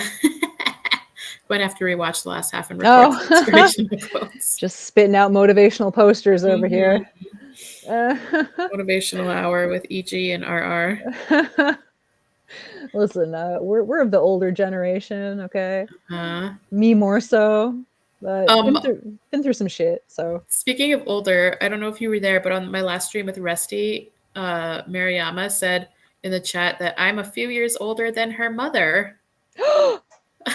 And then she Wait, clarified that she meant, oh, I meant a few younger. But still, to think no. that someone in the chat, like, that I'm old enough to potentially be the parent of someone in the chat freaked me out. Yeah. I am actually older than I some of the know. You are someone's mother. people. Yeah, like I remember. I don't. Was it you, enlightened female, that I'm older than your mom? I'm pretty sure. I'm pretty sure. Like a couple years, like maybe a year or two. So weird when you get these ages.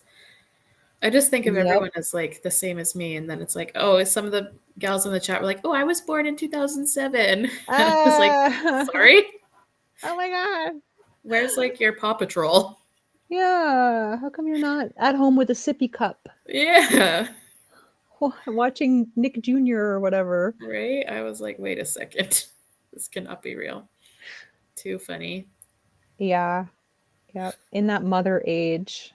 It's just weird because I don't feel particularly like the quintessential like woman Oh who's yeah. mother's age, even though I technically I am, you Hmm. know, and I do have a kid, but Yeah. Well, I always think about like when I was a kid or a teenager or whatever, and I was like, oh, people in their 30s are so old. And then now I'm like 36 and a half, and I'm like, oh, actually, this is really young still.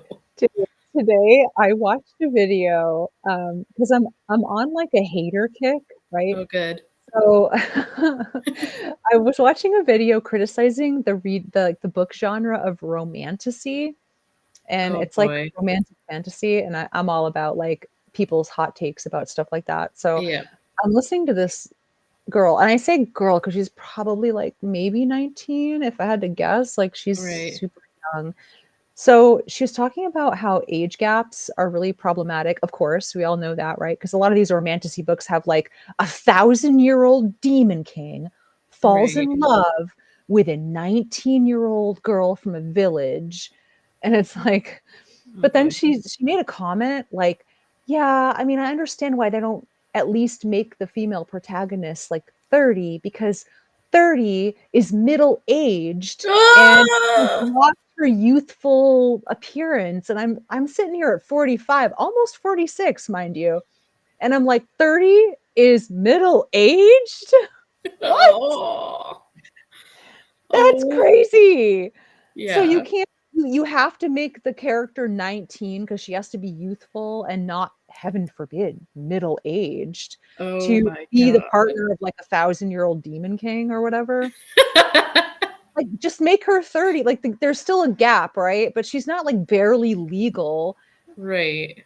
And What she's does a like, 1,000-year-old demon king want with a 19-year-old? that's what they were talking about, like in the comments and stuff. And of course, there were people being like, well, why not? And I know all those people commenting were also young, so they can't see it. Like Yes. they're young like fans of the genre, and they don't understand how even being like my age, thinking about a Mhm. 19-year-old, like Is what would we deranged. right? Like what would we talk about?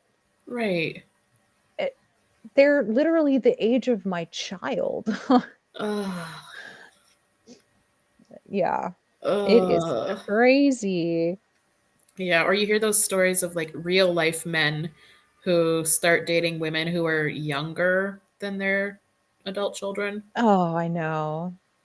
That Yeah. is so fucking gross. It's crazy. Or even the ones like on Reddit where a daughter will write in and his new wife is only a few years older than her at Yeah, most.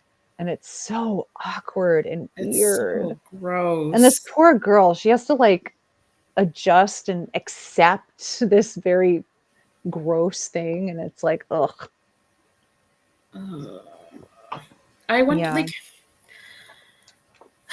why can't 25-year-old women see that when their 55-year-old husband, like, why can't they see that this man is a predator? I wish I could tell you. Because even when I was 25, I was extremely not formed at that age and very Of dumb. course. I'm freaking But too. the one thing I never did was think like anyone over the age of 35 was like hot material for like a relationship at all. Mm, Even if a celebrity looked a little too much like my dad, I could not be into him. yeah. Like a lot of the 90s heartthrob men that my mother liked, like Kevin Costner and Yep. like Brad Pitt back in his heyday and people like that, like they just had this look about my dad to them that I was like, nah. I think my dad had like the same haircut, the swept back, kind of long in the back, like that 90s Mhm. man haircut. And it's like, Yes. they're kind of like beefy in the face, like my dad. Like, oh, no, no, no, no. Yeah. Nope. Yeah. I mean, we all like we know why predatory weirdo men are chasing 25-year-olds, but like what's fulfilling about having a much older husband? I don't know. Yeah, I don't know. Because, you know, and I am a hypocrite in this area because my mother married someone who is only a few years older than myself. Uh, But she did not pursue that and actually rejected him. but Um, how old was he when they got married though? Married in his like late 20s, I would say. Oh. Yeah. Oh, so it wasn't like a recent-ish thing. No, no, no, no. He's like, yeah, they've been together a long, long time at Oh, this point. interesting. She was a little younger than me now when Oh, he interesting. expressed interest, but it wasn't like the typical old man going for like a college girl, Right. like pursuing it and trying to seduce. And she was like, But no, no, no, no, I'm too old. I'm too old. No, no, no, no, no. And he was like, he's, yeah. persisted like, but in a respectful way. He wasn't an Mhm. ass about it, but trying But to like, yeah. that's not like not to say that women can't be predators, but I don't think an older woman dating a younger man is the same as No, I the don't think so inverse. either. That's why I said I'm a hypocrite because I don't think it's the same. Most of the time, it's not that okay, first of all, there's not that weird sexual fetish aspect Mhm. of it. Mhm. Um, where like the older guy is like into her youth in like a very sexual fetishy type of way. Yeah. And like then she ends up aging out of that age, and then he, Exactly. he trades her up or whatever. Yeah. Ugh. Um, right. And you know, and these guys like they don't care about personality. Like you ask them like, well, what do you have in common with a 21 year old? And he's like, well, what does that matter? She's 20. Like that's good enough, Mm. Like, as long as she's young and cute, like it Yeah, doesn't that's all that matter. matters. It doesn't matter at all. Yeah. Yeah, it's not the same. It's not the same. The dynamic is totally different. Mhm. I mean, maybe like at some point it's questionable, like if it was Well, like an yeah, 18-year-old boy and a right. 32-year-old woman, like No, no, that's no. Too but young. No, no, no. mhm. But Right. for the most part, like it is just not the same. No, it's not. Like there's and then there's the thing with in marriages, het marriages, it's like usually the woman caretakes the man. Yeah. But when you have an older woman, like the man has to sign up for some caretaking. Like as it stands now, like my mom's in her 60s now Yeah. and her husband's in his 40s, and she's getting older and Yeah. he has to pick up more slack for her, Yeah. and he does that happily. um, but like you have to kind of be of a more caretaking male breed than the usual guy that's just looking for a nurse and a purse, right? So like the older Nurse and guy, nurse. right? So like he snags this young woman, and then if their relationship lasts like in 10, 20 years, Mm-hmm.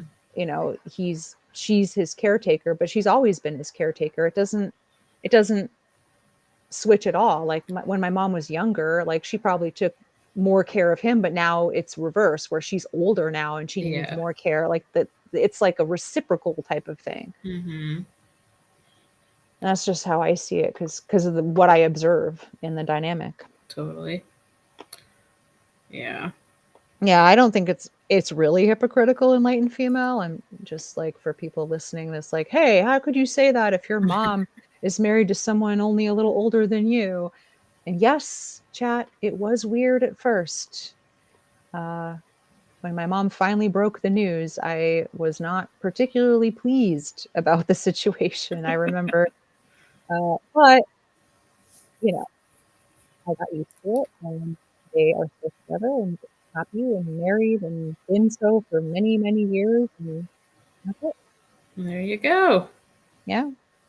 Who am I to judge? Yes. Yes. Ugh. Oh, tired. And I have to stay up until 11 o'clock for Formula One. Yeah, you Actually, until do. midnight because it's not going to be over till midnight. Yeah. Do you have any caffeine in the house? Yes, I do. You might want to have some. Ooh, what's this? Uh, Many men leave women when they get cancer diseases. I think it's like 23% rate. Oh, Yeah, I have yeah. definitely heard that stat too, that um, men, yeah, leave their wives when the wives get sick. But the Yep. inverse is, or the opposite is never the case. Right. Yep. Ugh, That's been sickness and bopping in around. health. Yeah, well, in only his sickness and health, let's be Yeah. real. Yep. I've heard that bopping around social media lately on a lot of channels where women will cite that statistic. Oh, it's so gross. Mm-hmm. When she's like vulnerable and weak and whatever. Like, men. Yep. Yeah, because it's all about what she does for him, Yep. you know? And that's Gross. part of, well, other than the sexual fetish reasons and the youth fetishizing, it's often getting like a young woman to basically ensure his care into his elder years. So, Mhm. Yeah. yep. And what's that stat that's like, um, married men are the happiest and married Hmm. women are the unhappiest? And also, women's happiness ratings go up when their husbands die. Yep. Like, elderly women are significantly happier.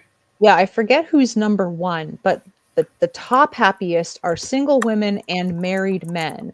I don't remember if single women edge out married men or if married men are at the top. And I then don't, it goes, and then it's like divorced men and married women at the bottom, right. Right. or Ugh. single men, I should say. It doesn't have to be divorced, just single. But yeah, Yeah. Yeah. Did you see that story about Gene Hackman I and his did. That was wife? so sad. I could not. And their dog, like I couldn't know. Yeah, she died from hantavirus. Yeah, it That's was such a crazy. sad story. And No, because he was so addled with dementia, he dementia. didn't even realize they had put their, this is so sad. I'm sorry, like trigger warning for animals, but like she, I guess, had put their little dog in a crate, but then she died in her bed. And Gene was like rambling around the house for like a week, not knowing anything about where he was. And the dog ended up dying because Yeah. nobody took care of it. And then he died. And it's like, nobody checked on these people. Yeah. Well, and I saw some stuff on the internet, whoops, about how apparently he had 3 adult children. Yeah. That's crazy to me Like that the whole week not hearing from your elderly 90 something year demented old. father and his sick wife and their little dog. Like, so sad. Yeah, really sad. And I'm sorry, the realist, to ruin your night. Oh wait, she was talking to Tori. Yep. Yeah, Yeah, when I really sad story. it was when I read about that poor dog too, I was so sad. I mean, I know. obviously it's very tragic that they died too, but like that poor thing. Because Mhm.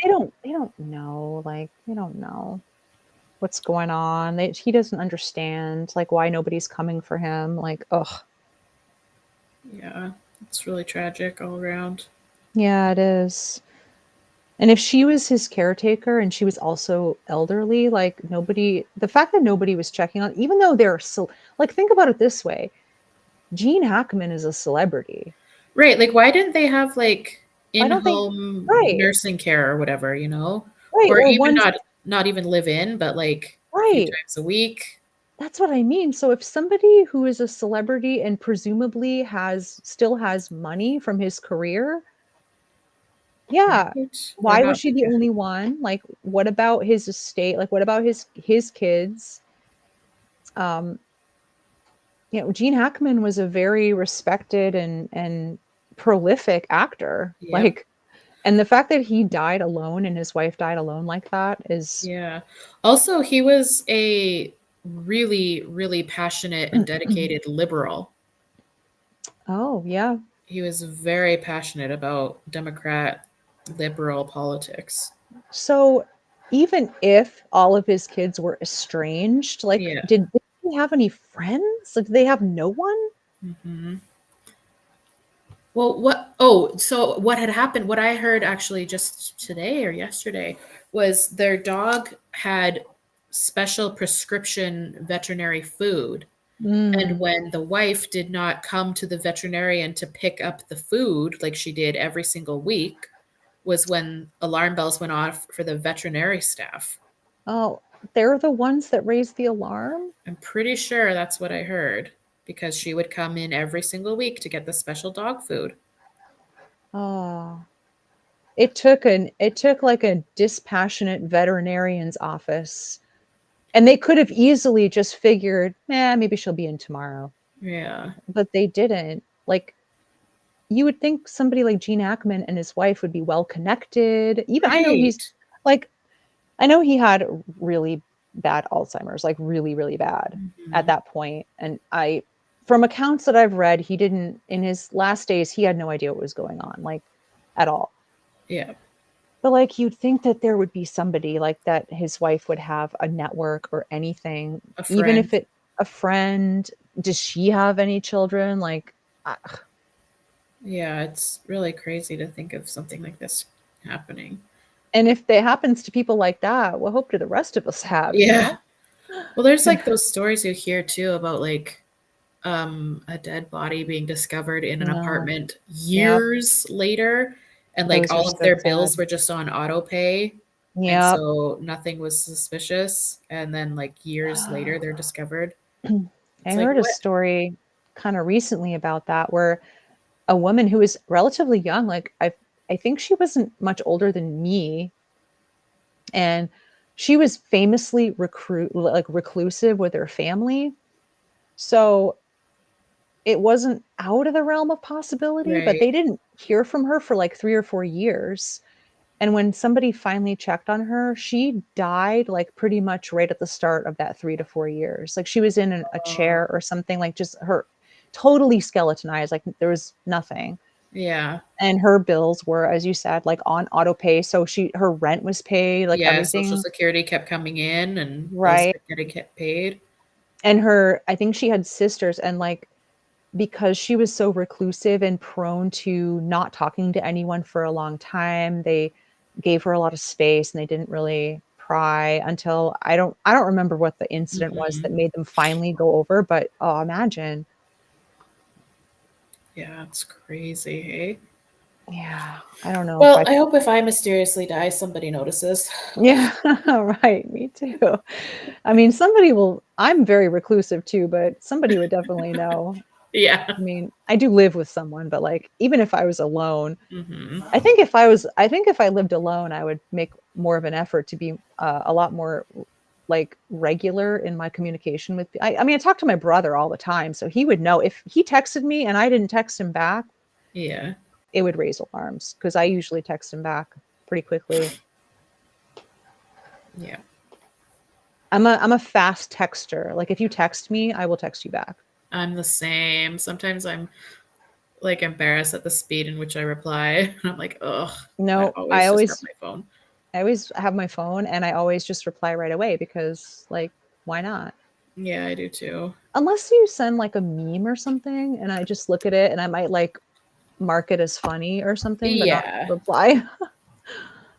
Yes. Okay. Well, R.I.P. Gene Hackman and his wife. Yeah, damn. Yeah, it's really That's a sad. very tragic story. Yep. But Anyway, what a great way to end the night. No, I'm just kidding.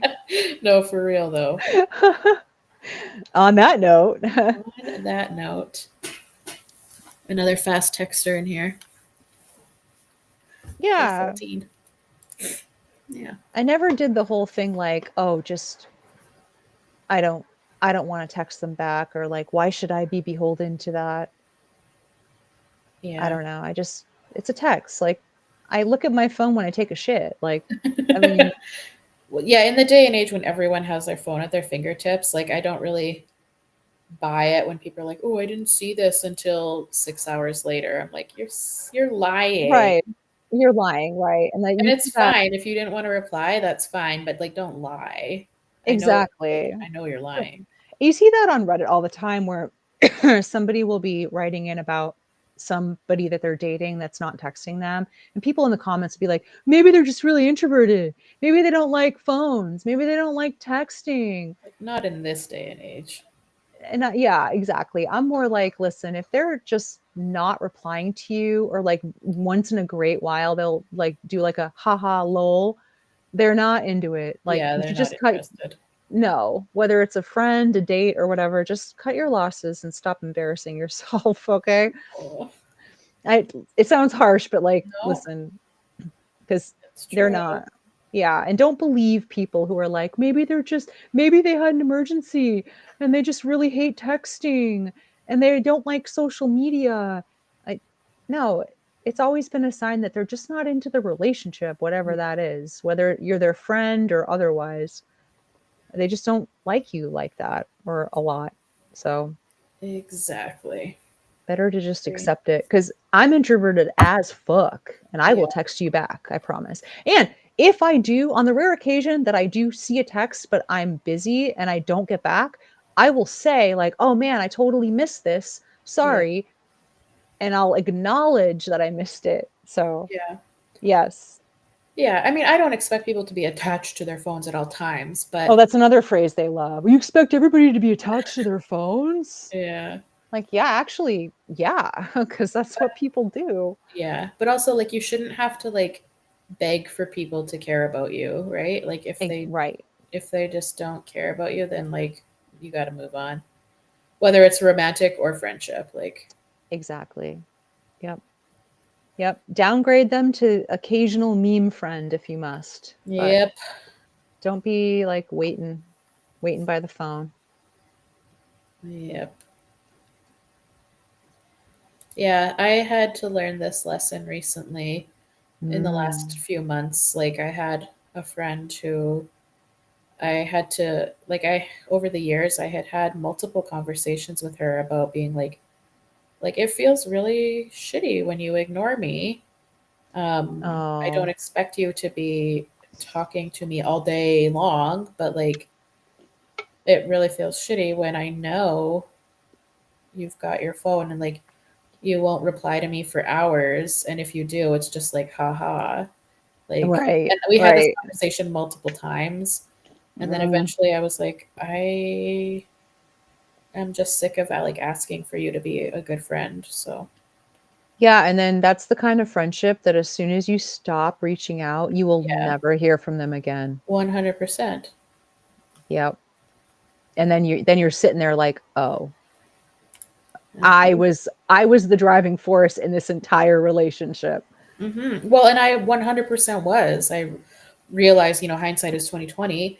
When I look back, it's like, yeah, I had to like literally ask you to be a decent friend to me like multiple times. And Right. I kind of decided this was a friendship that kind of like broke the camel's back, where I decided I am not putting my energy into people who are not giving the same back, like equally as excited to be my friend as I am to be their friend. Right. And yeah, and if that energy isn't matched, then fine. Like we're not suited. Exactly. Yeah. Yeah. And it could be like the person could be that unicorn that really has no uh ill intent, not that it's an ill intention to like just not like somebody like that, but they're not actually looking at their phone and being like, "Ugh, not this person Yeah. again." Hmm. Uh but they honestly are just they're just very but you're banking on being the exception. Like most generally, if somebody's really excited about you, uh, and about like communicating with you. And if they do drop the ball, they will let you know. They'll be like, Yeah. "Oh, you know, I I totally dropped our last conversation." But to your last point, like Yeah. especially if you're the one texting them paragraphs and they're like, haha, lol in response, like not Yeah. mentioning anything you say or anything like that. Bye. Yeah. It's so soul crushing to have that kind of Yeah, that relationship with somebody. realization. You're like, oh, Yeah. they don't care They just at all. never really liked me. Hmm. But it might not even be about you personally. I mean, maybe it's about you personally. I don't know. I'm talking you, not you, but like generally you. Yep. But whatever it is, and I've gone through this too many, many times, like whatever it is, like they just don't mesh with you. The conversations you have don't inspire them, or maybe they're just not the kind of person to like have thoughts about things. That's another thing too. Like some people just they don't they're not gonna scratch that mental itch. Like, I know I need that. I don't know about you, but Yeah. I like brains. I like your ideas. I wanna hear what you think. Like, tell Yes. me. I'm the same way. Like, and I also, Mhm. I really, really deeply care about my friends. And I put a lot of effort and intention into my friendships. And so, yeah, Mhm. I've just kind of learned and decided that I need that same energy in return. Yeah. And I have it in other friends too. So it's not like I'm, losing that one person was a desperate situation for me, because I do have wonderful friends. So, Yeah, and it's not I mean, when it's happened to me, it's not like I have bad feelings about it. yeah, yeah, It's yeah. more like an acceptance, like, "All right, Okay. well, I'm not gonna chase, first of all, but I'm not gonna, like, hammer them with, like, Hmm. my feelings. I'm just gonna let it go. Just let it go. Just let it go. Let it die the natural death it was supposed to die without me, like, frantically doing CPR on the corpse that was our friendship." Yeah, And literally. yeah. I agree. Yeah, but it's a tough realization for sure, especially, like, the first few times it happens, and then after that, you're like, "Oh, this is one of these situations." Yeah, Yeah. I agree. Yeah. Yeah. But I'm sorry Yeah, that happened to you. It does suck. it does, but that's okay. You gotta know your worth and value yourself, and And get put in where your you fit in. yeah, and put your energy where it's going to be well received. Yeah, So if it's not filling your cup, then move on. exactly. Exactly. That's a better note to end on. It is. This has been a very inspirational stream. Yeah, go team. So much cogent life advice and Yes. We're in our old sage crone era. I've dreamed Maybe of being a crone. I can't wait. the time is now. Yes. Yeah, well, thanks for joining me. Yeah, thanks for having me. Again, sorry I was late. No worries. I'm not meaning to ghost you.